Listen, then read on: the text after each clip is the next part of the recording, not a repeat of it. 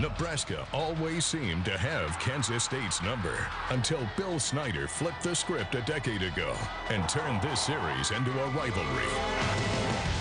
Last year in Lincoln, Joe Gans and the Huskers put up a new number, 73, as Nebraska lit up the scoreboard and danced all over the Wildcats. This season, K-State has a magic number, 6. That's how many victories it takes to be bowl eligible. But with 4 wins and only 2 games left, Josh Freeman needs to help his team avenge last year's humiliating defeat. Or the sun sets on Ron Prince's final season next week. It's Nebraska. And Kansas State. To the 10, 5, Wildcat touchdown! Right here, right now. On Fox Sports Net.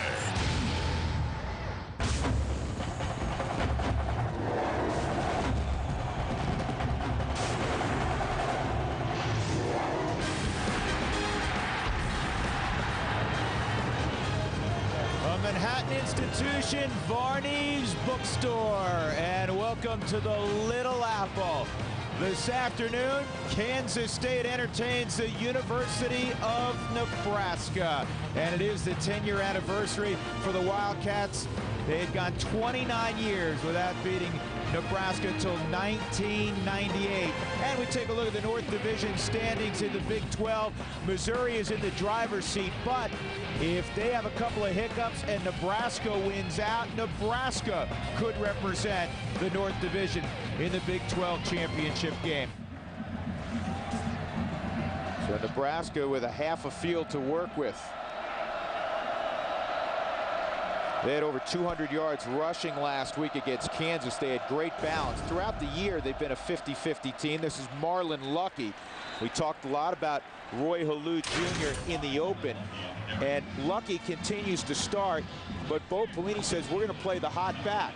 And lately, it's been Halou, and that's not to take anything away from number 5, Marlon Lucky. Here's that offensive line for Nebraska, and it's starting to really come on. Slauson has done a nice job. Javario Burks in there for Leiden Murtha again at right tackle. Swift and Peterson, big, tall wideouts. First down for Nebraska at the 46 of K-State.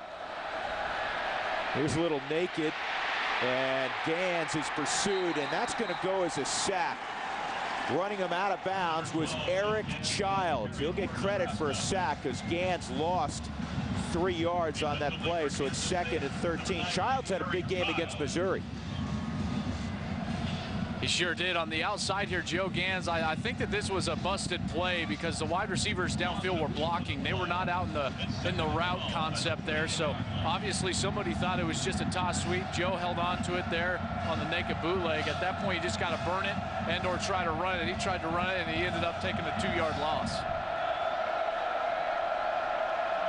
Peterson crosses in motion. And that is going to be intercepted. Intercepted by Courtney Herndon. He's got an escort.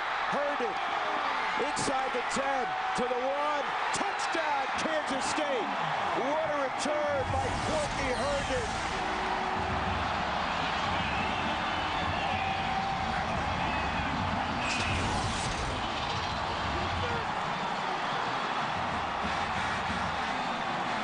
Joel, you and I were talking in the commercial break before the start of the game. We said for Kansas State to hang in with Nebraska, they need something good to happen early. And it happens right here. Courtney Herndon, the strong safety junior out of Dallas, Texas, takes his 2nd pick of the year all the way to the end zone. And this Kansas State team, you can just sense it in the crowd. You sense it from the sideline. They needed something big to happen in this first quarter. They've got it right there. A great momentum play to try to build on. Ron Prince told us this week that they needed to make a big play on defense, that much maligned defense, and they've got it right here from Courtney Herndon. Not only a turnover, one that ends up in the end zone. 7-0 Wildcats.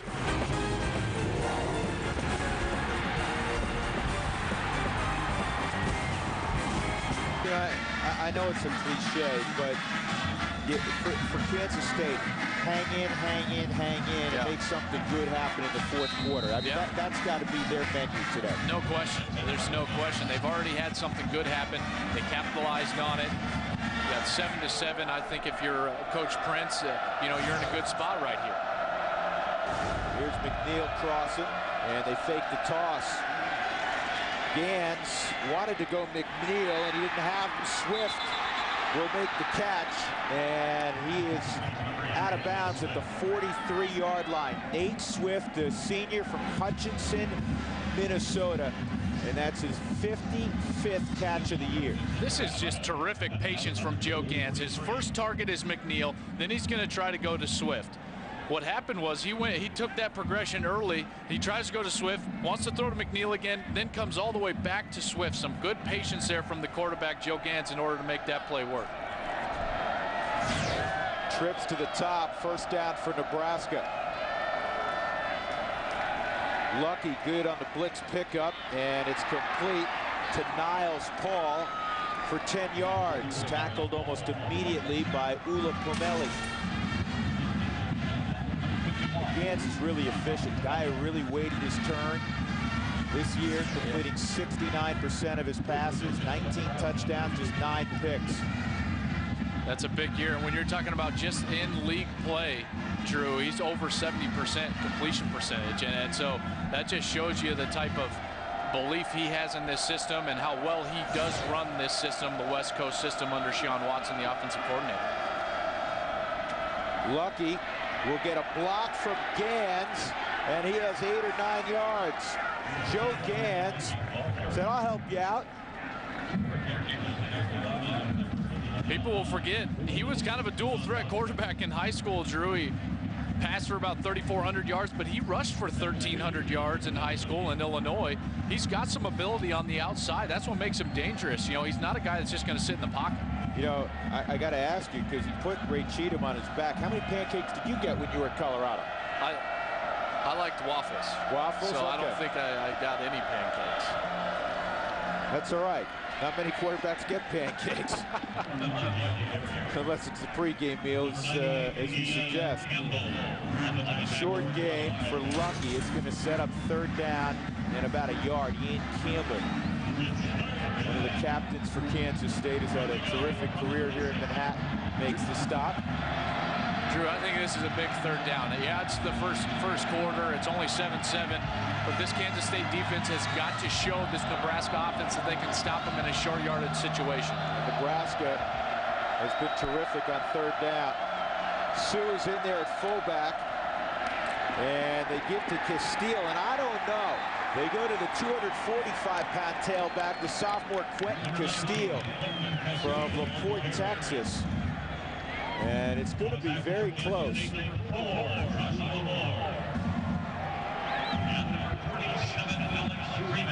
This right side, Joshua Moore, who got blocked by Sue earlier in the game. He comes in there, is able to make the tackle. It is fourth down now. Nebraska's going to go for it. So 2 straight plays where Kansas State's defense really has to bow up in a short yardage situation here and make a stop. Huge play for the K-State defense. That's why I love that kid Joshua Moore. He can cover you and he'll come up in the run game. Fourth and short. Castile's going to get it, and Moore still going. Touchdown, Nebraska.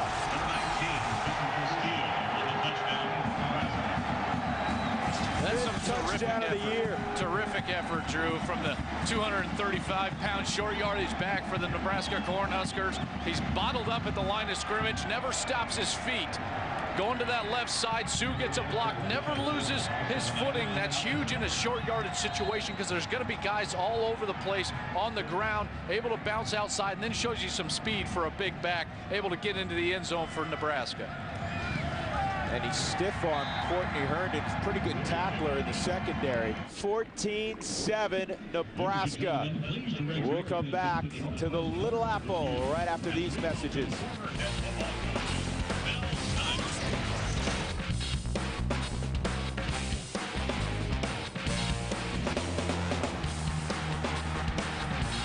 Dr. Tom Osborne upstairs at halftime. Right now, Joel Goldberg has Bill Snyder. Joel? Thanks, Drew. Joined right now by Coach Snyder, and fun to see you out there with Coach Osborne. Tell us a little bit about this program that has been so exciting for both schools. Well, you know, it's been exciting for both the state of Nebraska and the state of Kansas.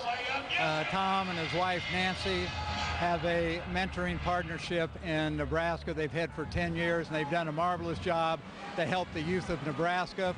Governor Sebelius has allowed me the opportunity to work with Kansas mentors, and between the two states, we have just attempted to promote mentoring and to provide, hopefully, every youngster in the state of Kansas and Nebraska mentoring opportunities, and over 5,000 new mentors have been involved because of the concerns of the two programs. So Tom's done wonderful. And finally, fun to see both of you out there. Yesterday is the 10-year anniversary of you're finally getting a chance to beat Nebraska, and now all these Kansas State and Nebraska fans get a chance to see their favorite coaches out there. Well, we enjoyed it, and the fans are great, and so many of them are involved in mentoring as well. I encourage you and all your listeners to do exactly the same thing. Thanks, Coach. Thank you so much. All right, that is Coach Bill Snyder. Hey, guys, they got applause from everyone in the crowd here, whether it be Nebraska or Kansas State. Upstairs to you. All right, Joe. Well, I need not tell anybody out there of the greatness of those two individuals. That's when it came to Saturday afternoon. Legendary, both of those gentlemen. But I want to talk about the fact that they are two of the classiest individuals that you'll ever come across.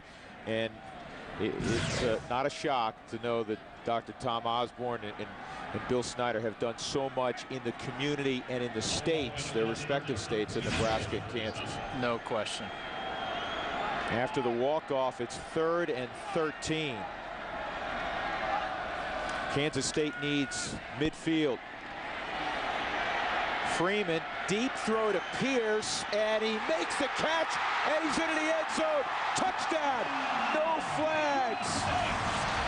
Anthony West was right there in coverage, but big Ernie Pierce at 6'4" just took the football and said, "It's all mine." 63 What incredible arm strength right here from Josh Freeman. We're going to see how he gets open. Just a straight post route. You see the speed from Pierce, but then the ability to go upstairs and bring that ball down, the concentration, even with Anthony West hanging all over him, able to bring that one down and get it into the end zone. Great throw from Josh Freeman off his back foot, late in the pocket, had a lot of time, a late throw, and is able to still get it out in front of Pierce. That's a big-time NFL throw. Credit Pierce for bringing that one down. Second touchdown of the year for Pierce. So now Kansas State has, in the coach's vernacular, made a play on defense, and now they've made a play on offense. And that's exactly what Coach Ron Prince was talking about earlier in the week. And this is how you stay in this game, because Nebraska has already shown in this first quarter that they can be dominant on defense and offense, especially at the line of scrimmage. Two long drives for scores. And then you look at K-State, their two scores, quick striking. This one, a great throw from Josh Freeman off his back foot.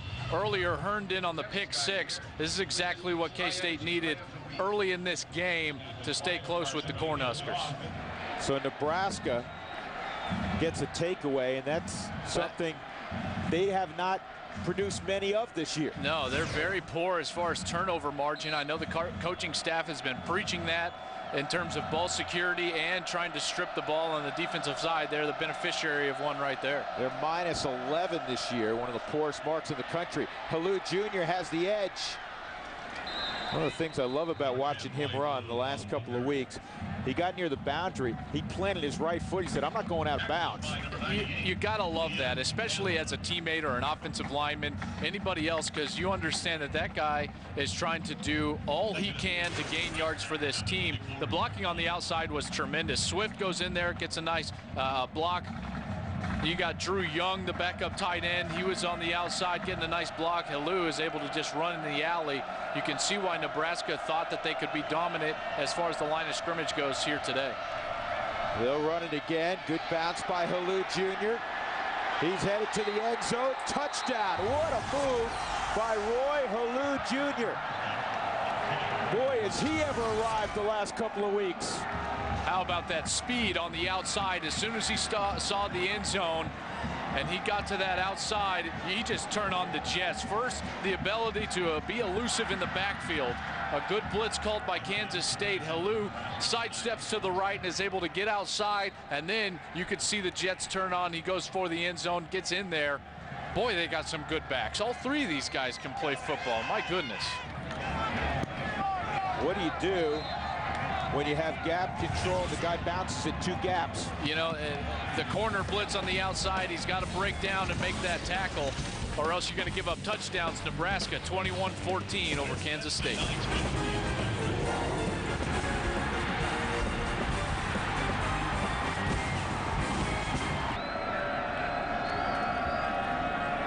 Roy Helu Jr.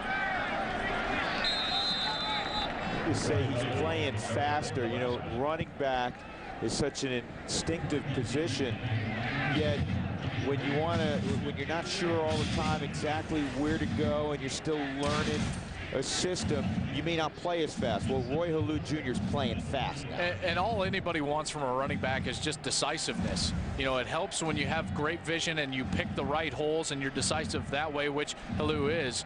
But in a situation like that, when you just drive the pile, it's decisiveness that the coaching staff likes. And that's what they mean by playing fast. He's not sitting there thinking, but rather just playing. Here's the option to Helu. It's a load option. They blocked the edge. Why don't you explain that?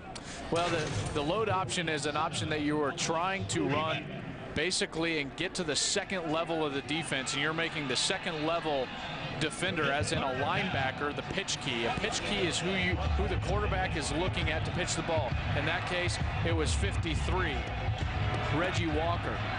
But anytime that you're blocking the defensive end, you want that pitch to happen a little bit down the field. Reggie Walker did a nice job of forcing the action upfield in the backfield.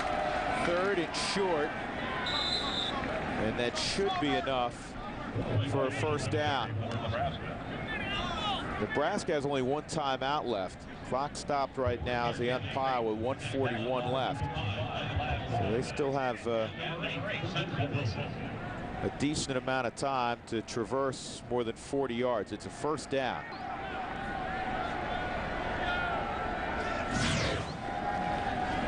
Too deep, Gans on the move. He gets a block and he's out of bounds. They're going to mark him inside the 25-yard line. That's the thing about the Big 12 and these high completion percentage that, you know, it begins with the Colt McCoy above 80%. All of those guys not only can throw it, they can tuck it down and run it. And that's what makes them so dangerous. You know, Ian Campbell right there, a perennial all Big 12 player, just bull rushes into the backfield. He's got a free shot at Joe Gans, and Gans is athletic enough to elude him, get outside, get out of bounds, and the first down. Trips near side. And Gans in trouble again. And he's going to throw this one away. He's outside the tackle box, so that is not grounding. 1:09 left. 2nd down and 10. Here's what's in store for you from the Little Apple. We'll have an interview with Tom Osborne, who's the athletics director at the University of Nebraska. Also a conversation with Frank Martin, who's K-State's men's hoop coach. And we'll check out the numbers and pictures from the first 30 minutes. They got a win here at home last night. And they're in action again tomorrow night, I believe. Here's the screen to Peterson. And he's dropped at the 17-yard line. Now it's going to be 3rd down. Nebraska's got to scramble to the line of scrimmage. Courtney Herndon made the tackle. Peterson and Swift to the near side. End zone shot, McNeil all alone. Touchdown, Nebraska. Mike McNeil, back-to-back weeks he's been in the end zone. 34-14 Huskers. Nebraska had 2 plays called out of that last break. You know, they ran the middle screen to Peterson. It wasn't successful. They got right back to the line of scrimmage, and then they find McNeil from the tight end spot. Kansas State trying to man up. That's a mismatch. Alex Rebeck cannot stay with McNeil. That's the smash route, the corner route to the end zone. Nebraska is able to get that one done, but credit the coaching staff. The 2 plays, Drew, the only way you can do that is with 2 plays called after the first down. Then you come in 2nd down the middle screen. Doesn't really work. You get right back to the line of scrimmage. It forces Kansas State to play something base. Then you call a play where you know the tight end is going to have a mismatch. Great game planning from the Nebraska coaching staff right there on that last series.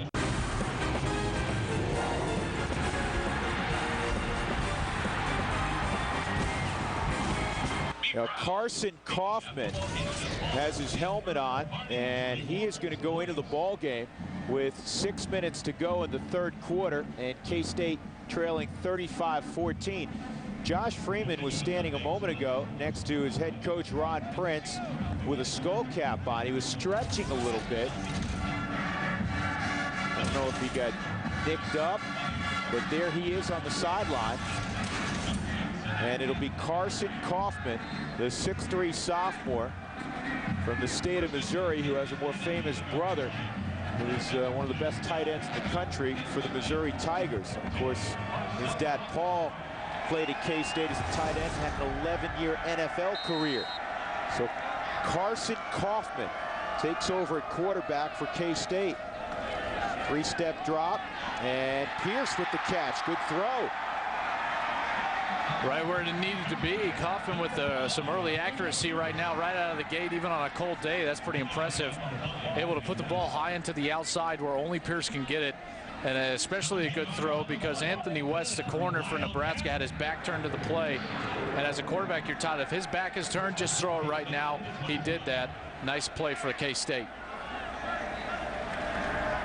Bunch formation, toss sweep. Logan Dole lowers his pads, and on his second carry of the day, gets about 3 yards. True freshman from Garden Plain, Kansas.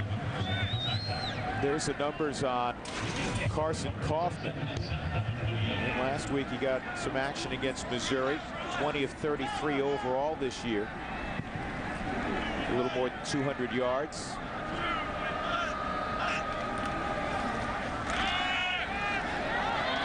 And Dole will have about 6 or 7. So it's not Lamarck Brown. It's not Josh Freeman. It's a couple of backups. Good blocking up front right here. They're going to pull the whole right side of the line, a kick out, and then a lead up onto the Mike linebacker, and a good run from Dole. You saw him kind of sneak behind his blocker there. That's great patience from the running back. Anytime that you're going to pull and kind of run that power scheme, Drew, you got to have patience from the running back position. We saw Logan Dole have it right there on that last play. Ron Prince saying this week that this is a playoff game. We win 2, we go bowling. And so much talk around the country this time of year about getting to 6 wins. Yeah. Obviously, you want to try to do better than that. Naturally, every program does. But the bowl opportunity is huge, Joel, I imagine, from a player's perspective. Yeah. But from a coaching perspective, it's also growing some of your red shirts and some of your younger players. It's almost like it's like multiplying your spring ball by 3, because you get 30 bowl practices, you know, or the equivalent of about 30 practices in there that are just extra that you get to develop those players as well as prepare for another game week. And it's critical if you want to build a program that's going to continually compete at the highest level every year. Here's Banks. First time they've given it to him in the running game. It's really just his second touch offensively in the game. Trying to get him the ball different ways, and they've really got to. You can see why he's such a playmaker here. It's just going to be a backfield handoff. I think he was a little bit late getting there. That's why there was able to be some pursuit by Nebraska. But he's got the ability on the outside. And good blocking there from the offensive line. They've played a lot better in this second half thus far for the Wildcats. Keep the tight end in. Kaufman has Murphy, and Murphy to the 4-yard line. Carson Kaufman with a wonderful pass to Dion Murphy. And a sensational job by Murphy, because he was actually knocked out of bounds by the corner on that side, but Kaufman stayed with the play and delivered a beautiful pass right on the money. Murphy, after he comes back into play, he just looks for it and it's right on his chest. He's able to get it down inside the 5-yard line. Another big play for Kansas State in the passing game. Really only a couple bright spots so far offensively, but this is definitely one of them. A nice drive put together by Carson Kaufman. Dole on a toss, and he leans to the 1-yard line. Tackled by number 6, Armando Murillo, the senior from Tampa, Florida. 2nd and goal at the 1. That's a good open field tackle by Murillo right there. K-State's going to hurry up and get right back on the line of scrimmage. And Dole's going to lose a yard. Penetration from Larry Asante, who's the leader of that defense, certainly on the back end, the strong safety from Alexandria, Virginia. Well, we talked about the coaching staffs, about bright spots, and the players really playing well. Almost first out of his mouth, Larry Asante is playing terrific for the Nebraska defense thus far this season. Well, they keep running toss out of that bunch formation, and Dole stood up at the goal line. He did not get in. It's 4th down. Boy, that was close. That's some strength right there from the Nebraska secondary, excuse me. I think it's Asante again. I think it was. Murillo was over there. Asante was over there.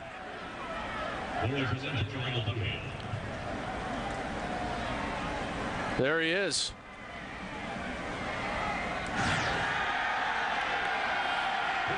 Bo Pelini told us a couple of weeks ago he wants to keep that pipeline going, resurrect it. Gold on 4th down, and it's Kaufman trying to sneak in. No signal. No, they're not going to give it to him. No touchdown. Nebraska holds.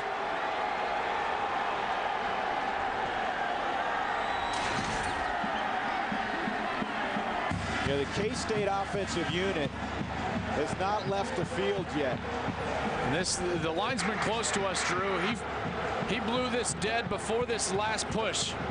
See this last push right there, he blew it dead beforehand. You saw the arms going. I don't know exactly why he did. Ruling on the field is down by contact prior to the goal line. The play is under further review. I don't know about that. You know what? I think that's a touchdown. It very well could be. I mean, from our angle. We don't know when the whistle blew, but watch this. I don't think he's ever, fully stopped. He's still, the pile's still moving, is twisting and turning, and he ends up. See, you see the linesman start running in. Goal line. Yeah, he's definitely never down. The linesman is running in as if his forward progress was stopped, and he's going to blow it dead. I mean, he was moving. He was moving. Yeah, he's got traction still. That's how he ended up a yard into the end zone. I think they're going to give him this touchdown. Yeah, but again, it's hard because when did the whistle blow? Well, his arms aren't up. I mean, the ball is clearly across the goal line before the official starts waving his arms. So if they just go by that, Drew, I think that they're obviously going to give him this touchdown. Carson Kaufman, you're right, his feet never stop. Whatever the result, Carson Kaufman with a very nice job on this drive. Good drive, wasn't it? Yep. Let's get the ruling.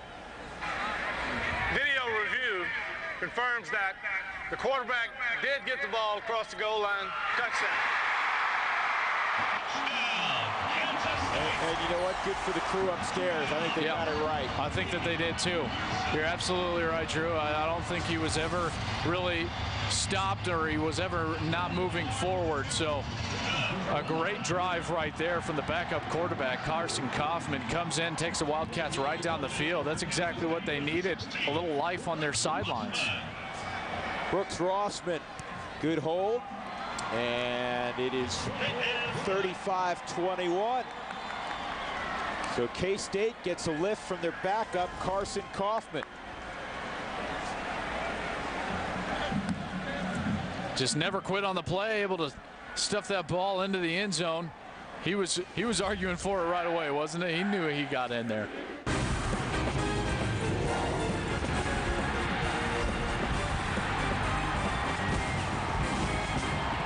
We are set for the fourth quarter. Nebraska leading Kansas State 35-21 from Manhattan. There's my partner on the left, Joel Klatt.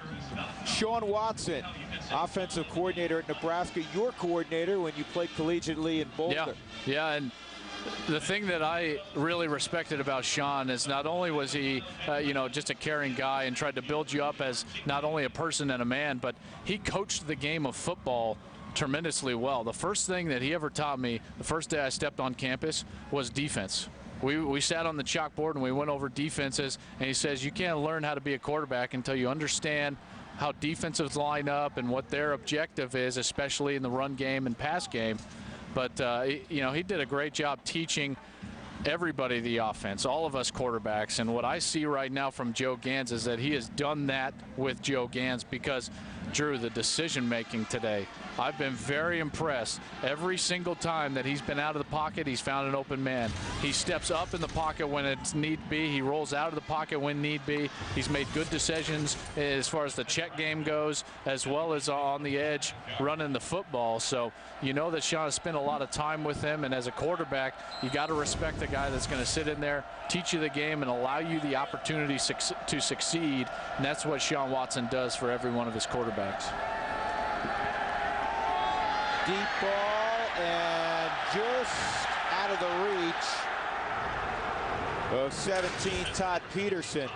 The coverage by Otis Johnson, and even that on a near miss was a very good throw. He was 100% on his checks last week. Yeah, and there's a lot of checks. Trust me, this offense is almost identical to the one we ran, and we see right here the former high jumper from high school, Peterson, trying to go up and above and catch this ball just right through his hands. But you know, we ran this offense. There's a lot to take care of as the quarterback, and Joe Gans does it extremely well. Here's Gans running again, makes a man miss. Inside the 10, gets a block. End zone, touchdown. Well, if we're going to brag on you, might as well make a play. That's good timing, isn't it? On cue.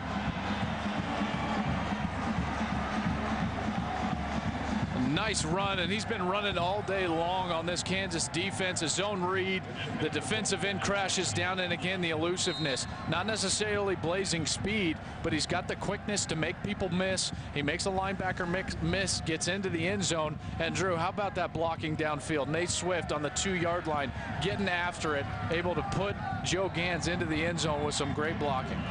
42-21, 10 carries, 81 yards. And a touchdown for Gans, and in the air he's 14-22, 211, and a couple of touchdowns. And the only way you can do that is if you got guys battling downfield. Blair Irvin would have had a chance at Joe Gans, but Swift was on him like glue at the 1-yard line for most of the play, and Gans was the beneficiary. He's able to punch it in. You know, running the football is not his forte. I mean, nobody talks about Joe Gans running the football. He's rushed for 81 yards today. Joe, you look at this conference, and it is a frequent conversation not only in these parts but around college football, because the conference, in our opinion, is the best in college football. Yeah. And all the quarterbacks, and you know, Colt McCoy and Harrell, and all these guys who get a lot of attention, and well, they should. Absolutely. Don't leave out Joe Gans. I think I've been saying this for weeks now. He is the most underrated quarterback in this conference, and he just gets overlooked just a little bit because Nebraska's not necessarily on that national elite stage as a team yet. I think they're headed there. I think they've got some great things in place, especially with Bo Pelini. But Joe Gans, you know, going back to a point you were making, Drew, his last 13 games before today as a starting quarterback, you go back to last season, those last 3 games, and then the first 10 of this season, his numbers are unbelievable. 4,200 yards passing, 34 touchdowns, 8 300-yard games. You know, the 4,200 yards passing in those 13 games would be 5th most in school history by themselves.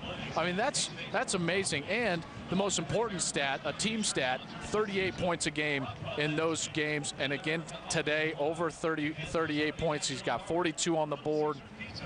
You know, he's done a sensational job. You talk about a guy who was beat out last year by Keller early in the year, waited, was ready when called upon, and then comes in and has the type of 14 games now that we're talking about he's having. I mean, that's a sensational career in a short amount of time. And you can tell he's got that personality where the guys around him, they love to play for him and with him. You saw it on that last play. Nate Swift selling out at the 1-yard line, trying to put him into the end zone. Here's Banks. He's got gone. room. Brandon Banks, great blocking downfield. He's going to take it the distance. Right back at you, says Brandon Banks. Is he fun or what? I tell you what, he hit the edge so fast. 97 yards on the return. Brandon Banks, the decisiveness of this run. Baits the defense inside, then he goes outside, gets some good blocking, sets up the edge, and now he's gone. Look at that stride. Just for a small guy, Drew, he runs so fast. You know, he's not only quick, but he is fast when he can just stride it out like that. Takes it all the way into the end zone. And there is a difference. No question. There's absolutely a difference. You see, well, let's point it out. Joe Gans, he's shown some elusiveness and some quickness in short situations. He doesn't necessarily have that down the sideline speed. What we just saw from Brandon Banks is a little bit of both. Some quickness. On the start of this run, watch how he baits the defense inside. He stays within the hash marks all the way to the 20-yard line, Drew. Then he goes outside. He forced the coverage to stay in the middle. Then he goes outside, and then some great moves right at the end, turning the Nebraska defender around, getting into the end zone. He's a fun player to watch. I tell you, here's another guy that goes kind of overlooked in this conference because you got so many great wide receivers. You got Des Bryant, Jeremy Macklin, Shipley, Crabtree. Yeah. Leaving out Michael Crabtree, who's probably going to be a Heisman finalist.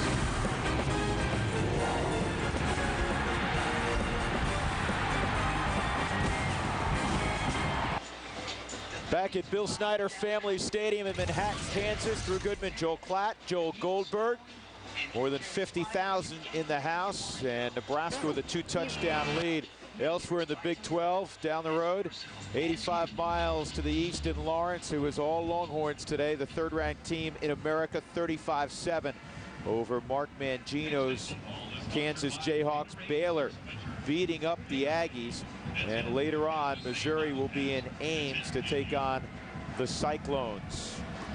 I'll tell you, Baylor is a great story in this league because they have been really at the bottom of the conference, let's say, for a long time, Drew. And they've got a player right now in Robert Griffin that could really turn that whole program around to the point where they're, you know, maybe not competing with Oklahoma and Texas, but where they're going to bowl games each and every year. Well, you know, similar to what we were talking about with Joe Gans, he kind of gets lost with all the other great quarterbacks. So does Griffin. Absolutely. Good throw on time. It's Swift. Break it tackle. Swift.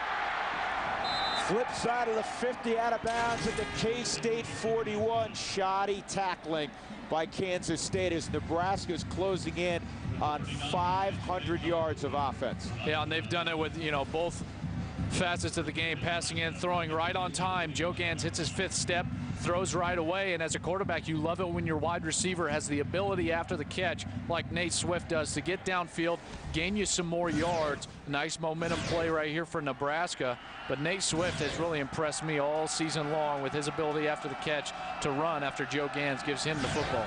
484 yards of total offense. Castile, he just blew up a would-be tackler in the hole. He knocked somebody right on his backside. That's a pancake for the running back. No question about that. I've said this a bunch today, but decisiveness. I think decisiveness is what allows you to play the game fast. And that's what the coaching staff said that they want out of their running backs at Nebraska, is they want them to play fast. The only way you can do that is if you're not thinking. Well, Castile was not thinking right there. He said, I'm going over you in a hurry. And that was a linebacker, it was Hula. Short side option into the boundary, and it's well defended. As Castile is upended by Blair Irvin. Yeah, rare missed assignment from Nate Swift. He was supposed to block Blair Irvin. The wide receiver's run block responsibility right here is most dangerous player. If you're in a jam corner situation like Blair Irvin was right there, close to the line of scrimmage, the wide receiver has got to block you. Swift let Irvin go. That's going to be an MA when you're talking about a grade sheet tomorrow in the film session.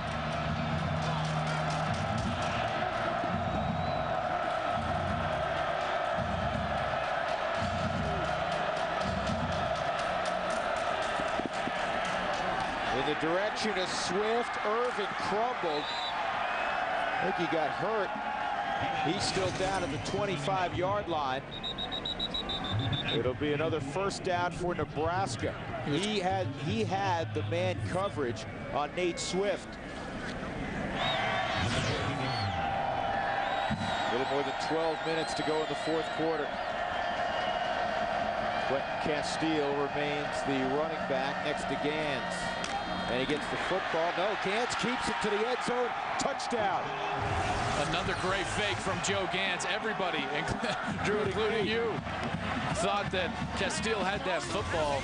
The zone read, that just goes to show you it's not just a token fake. If you stick it in there, really ride the belly of the running back, you're going to draw a lot of people in there. You see him ride him in, take the step, defensive end crashes, and then the decisive north and south running. I can't stress that enough. That's what makes him successful running the football. Not blazing speed, decisive running, north and south, getting himself into the end zone.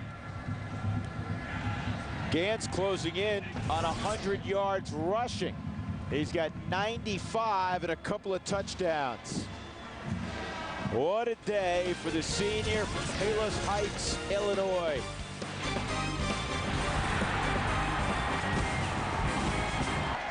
This should be the final snap. And Mendoza keeps it in bounds, dropped at the 35-yard line. And the final seconds will tick off here in Manhattan. Nebraska will win it 56-28. They improve to 7-4.